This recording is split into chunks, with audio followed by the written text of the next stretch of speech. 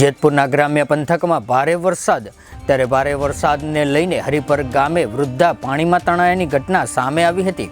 ત્યારે વૃદ્ધ માજે ખેતરથી ઘરે આવતા હતા તે સમયે પાણીમાં તણાયા હોવાની વિગતો હાલ તો જાણવા મળી રહી છે। ત્યારે હરિપર ગામે ખડખડિયા ત્રિવેણી હોકળામાંથી પસાર થતા સમયે પગ લપસતા વૃદ્ધ તણાયા હતા।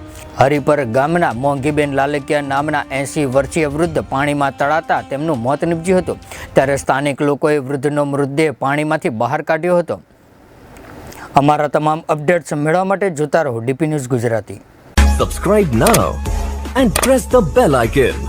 Never miss an update.